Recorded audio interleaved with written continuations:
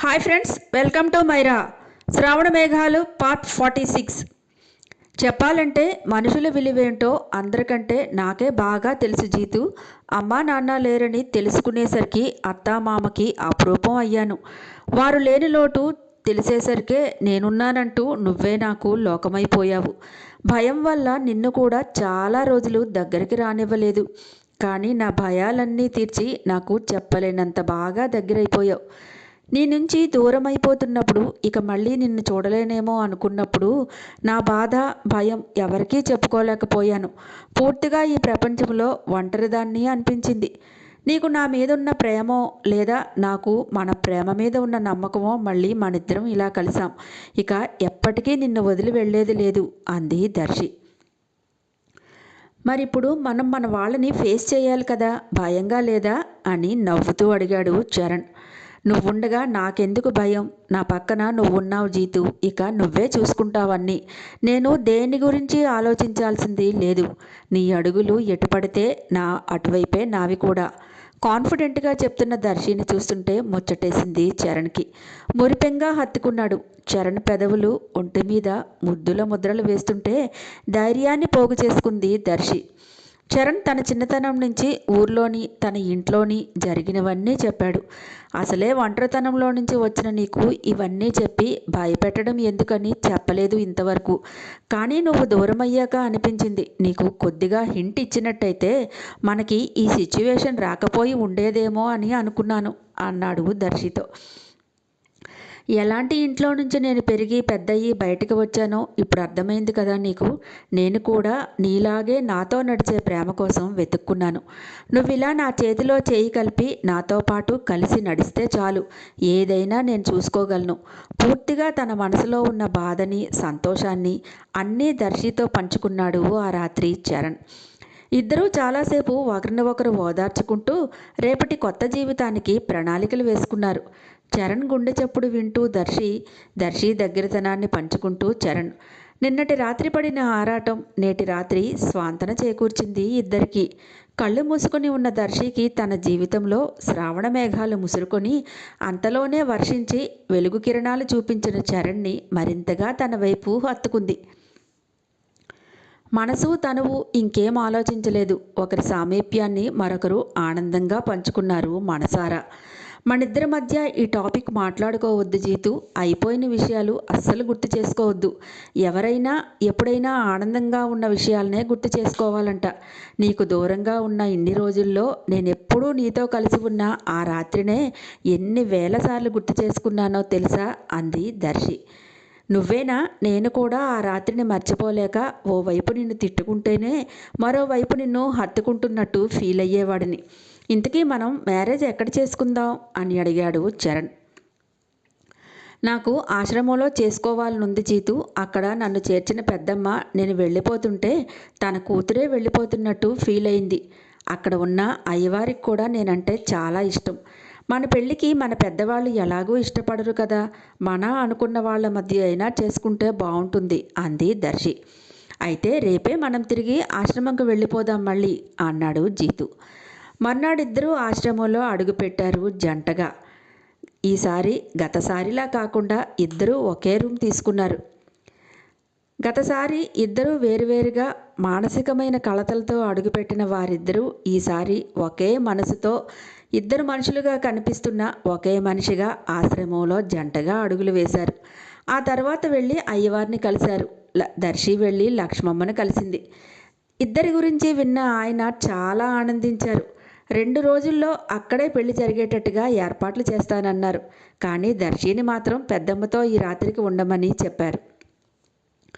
అలాగే అనేసి దర్శి బయటికి వచ్చాక చరణ్ అసలు దర్శిని దూరంగా ఉంచడానికి ఒప్పుకోలేదు.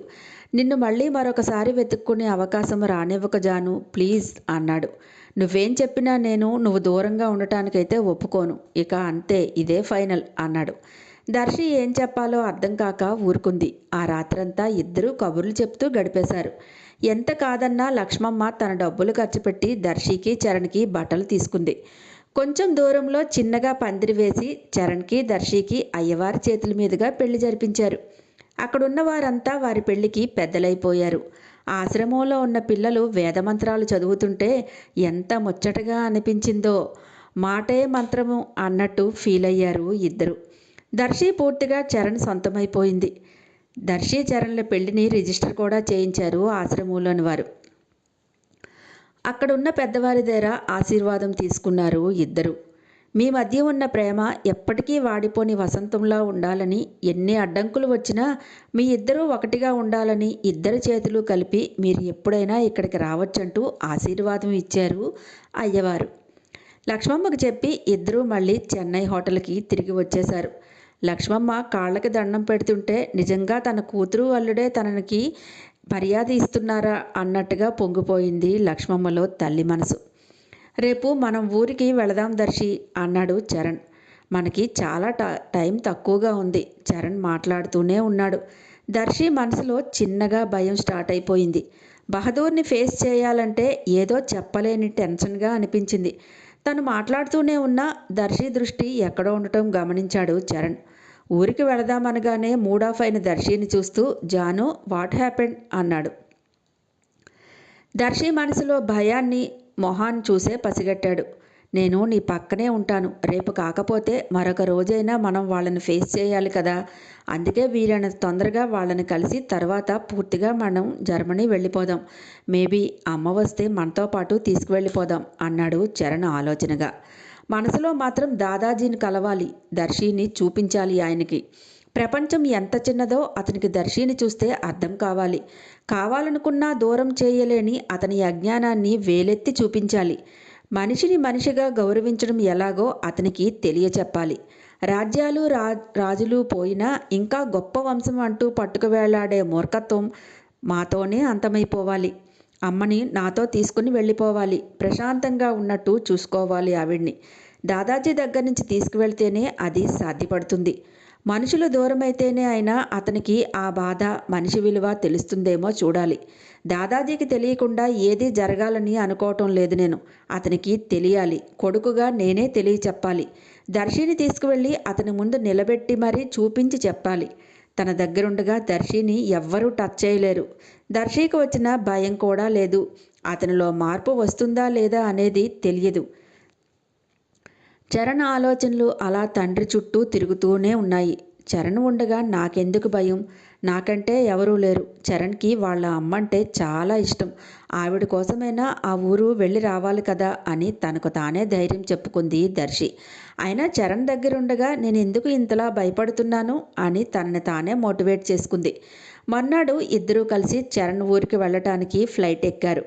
దర్శి కొత్త పెళ్లి కూతురి గెటప్లో అందంగా, చూడాలనిపించేలా క్యూట్గా ఉంది. ఫ్లైట్ ఎక్కిన దగ్గర నుంచి అసలు చరణ్ చేయి వదలనే లేదు. గట్టిగా కొట్టుకుంటున్న తన గుండెను బుజ్జగించింది పర్వాలేదంటూ. దర్శికి రాత్రి అనిపించిన భయం, టెన్షన్ ఇప్పుడు అంతగా అనిపించడం లేదు. ఏది జరిగినా చరణ్ తన పక్కనే ఉన్నాడు, తను చూసుకుంటాడు. ఆ ధైర్యాన్ని అతనే తనకి ఇంజెక్ట్ చేశాడు. భుజం మీద తలవాల్చి ప్రశాంతంగా కళ్ళు మూసుకుంది. అలా భుజం మీద తలవాల్చుకున్న దర్శిని చూస్తే ముచ్చటగా అనిపించి తల మీద ముద్దుగా ముద్దాడాడు. బీ బ్రేవ్ దర్శి అన్నాడు చేతుల్లో చేయి కలిపి. పాటియాలాలో దిగి ఇద్దరూ హోటల్ రూమ్ తీసుకొని ఫ్రెష్ అయ్యారు. చరణ్ ఆలోచనలతో మౌనంగా ఉన్నాడు. వెనక నుంచి హత్తుకున్న దర్శి చేతుల మీద చేతులు వేసి, జీతూ, దాదాజీని ఫేస్ చేయాలంటే ఏదోలా ఉందా అని అడిగింది దర్శి. ఇంతవరకు కనిపించిన టెన్షను ఇప్పుడు చరణ్ కళ్ళల్లో కనిపిస్తుంటే పాపం అనుకుంది. నాకు అతనితో వాదించటం ఇష్టం లేదు దర్శి, కానీ అతన్ని అలాగే వదిలేసి వెళ్ళిపోవడం కూడా నచ్చలేదు. దర్శిని తన వైపు తిప్పుకొని మొహాన్ని చేతుల్లోకి తీసుకొని, జాను, అక్కడ ఏం జరిగినా నువ్వు పట్టించుకోకు. క్షణం కూడా నన్ను, నా చేతిని వదలకు. ఇప్పుడు నువ్వు నా లవరువు కాదు, నా భార్యవు. మనిద్దరికీ పెళ్ళయింది. నువ్వు వేరు, నేను వేరు కాదు. ఆ రాత్రి తర్వాత మళ్ళీ నీకేం కొత్త కొత్త ఆలోచనలు రాకుండా ఉండాలనే, ఈ చేయి ఎప్పటికీ వదలకుండా ఉండాలనే వెంటనే పెళ్లి చేసుకున్నాను. నీకు నమ్మకం కలిగించాలని. మనిద్దరి మధ్య కొంచెం దూరం కూడా లేకుండా పోవాలన్నదే మన పెళ్లి నిర్ణయం. అది ఎలా జరిగింది, ఏ సాంప్రదాయం అనేది నాకేం పట్టింపు లేదు. నీకింతకు ముందే చెప్పాను, మా అన్న ఇంటికి వెళ్ళినప్పుడు మనది ఫ్రెండ్స్ మధ్య రిజిస్టర్ మ్యారేజ్ అవుతుందని. కానీ నువ్వే ఆశ్రమంలో అందరి మధ్య అన్నావని ఓకే అన్నాను. అయినా ఇది ఒకందుకు మంచిదే, నీకు నచ్చినట్టుగా అయింది కదా. అమ్మ కోసమైనా మనం ఇంటికి వెళ్ళాలి. Trust me at once, never face the situation for ever అన్నాడు చరణ్. చరణ్ గుండెల మీద తలవాల్చి చెప్పేది శ్రద్ధగా వింటోంది దర్శి. ఈ గుండె చప్పుడు చాలు నేను జీవితాంతం హ్యాపీగా బ్రతికేయటానికి. చాలాసేపు అనునయంగా పరిస్థితులన్నీ విడమర్చి చెప్పిన చరణ్ ఇక వెళదామా అన్నాడు. ఫార్మల్స్లో చరణ్, మెత్తగా ఒంటికి హత్తుకున్న చీరలో దర్శి. చూడటానికి క్యూట్గా పెళ్లి కళతో ఇద్దరూ ఊరికి చేరుకున్నారు. అంతవరకు దూరంగా ఉన్న చరణ్ మనసు ఊరికి దగ్గరయ్యి ఇంట్లోకి అడుగు పెడుతుంటే తల్లిని చూడాలనే ఆరాటాన్ని ఆపుకోలేకపోతున్నాడు. ముందుగా గుర్నీత్ రూంలోకే వెళ్లారిద్దరూ. పడుకుని ఉన్న తల్లిని చూడగానే మా అంటూ మంచాన్ని చేరుకున్నాడు ఆత్రంగా. తను వెళ్ళిన దగ్గర నుంచి ఆరోగ్యం సరిగా లేదేమో, బాగా పాడైపోయింది. చరణ్ని చూడగానే చోటు అంటూ పట్టుకొని ఏడ్చేసింది. దర్శి దూరంగా నిలబడి వాళ్ళిద్దరినీ చూస్తోంది. కాసేపు వదలలేనట్టు తల్లి గుండెల్లో ఒదిగిపోయాడు చిన్నపిల్లాడిలా చరణ్. కాసేపటికి తేరుకున్న గుర్నీత్ దూరంగా ఉన్న దర్శిని పరీక్షగా చూసి కొత్త పెళ్లి కూతురి సిగ్గు, కళ్ళల్లో బెరుకు అర్థం చేసుకున్నట్టు దగ్గరికి పిలిచింది. ఇద్దరూ గుర్నీత్ దగ్గర ఆశీర్వాదం తీసుకున్నారు. సదా సుహాగన్ రహో అంటూ దీవిస్తూ ప్రేమగా కౌగిలించుకుంది చెరోవైపు. అమ్మ, మేమిద్దరం పెళ్లి చేసుకున్నాం అని చరణ్ చెప్తుంటే ఎంతో గొప్పగా జరగాల్సిన కొడుకు పెళ్ళి అలా ఎవ్వరూ లేకుండా చేసుకోవటం బాధ అనిపించింది. తల్లి మనసు కదూ, కానీ ఆ బాధని మనసులోనే దాచేసుకుంది. 4 రోజుల నుంచి జ్వరంతో బాధపడుతున్న గుర్నీత్ కొడుకుతో మాట్లాడుతూనే మధ్య మధ్య దగ్గుతోంది. అయినా ఆపకుండా చరణ్తో మాట్లాడుతూనే ఉంది. మళ్ళీ కొడుకుని ఎప్పుడు చూస్తానో అని ఒళ్ళంతా ప్రేమగా నిమురుతోంది. దర్శిని తీసుకొని తన దగ్గరికి వచ్చాడంటే తొందరలోనే మళ్ళీ వెళ్ళిపోతాడేమో ఇక్కడి నుంచి. ఈలోపుగా భర్త బయటికి వెళ్ళినటువంటి భర్త మళ్ళీ వచ్చేస్తాడేమో. దర్శిని ఏం చేస్తాడో, కొడుకుని చూసి ఎంత యుద్ధం చేస్తాడో అని మనసులో భయం పెరిగిపోతూ ఉంది గుర్నీత్కి. కానీ ఆ భయాన్ని బయటికి కనిపించనీయకుండా మాట్లాడుతూనే ఉంది ఏదేదో.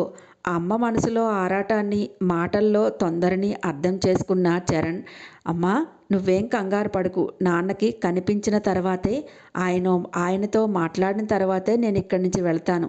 నిన్ను కూడా నాతో పాటు తీసుకుని వెళ్ళిపోతాను అన్నాడు. ఆగకుండా దగ్గొస్తుంటే చాలా ఇబ్బంది పడింది గుర్నీత్. వాటర్ కోసం చుట్టూ చూసుకుంది. దర్శి నేను తీసుకువస్తానుండండి అని బయటికి వచ్చింది. వాటర్ పట్టుకొని లోపలికి వెళుతున్నంతలోనే బహదూర్ బయట నుంచి వస్తూ దర్శిని చూశాడు. చూస్తున్నది కలో నిజమో అర్థం కాలేదు బహదూర్కి. హాయ్ ఫ్రెండ్స్, నా ఛానల్ నచ్చితే కనుక లైక్ చేయటం, షేర్ చేయటం మర్చిపోకండి. సబ్స్క్రైబ్ చేసుకోండి. నెక్స్ట్ ఫైనల్ అప్డేట్ని తొందరలో ఇచ్చేస్తాను. నెక్స్ట్ అప్డేట్ కోసం వెయిట్ చేస్తూ ఉండండి.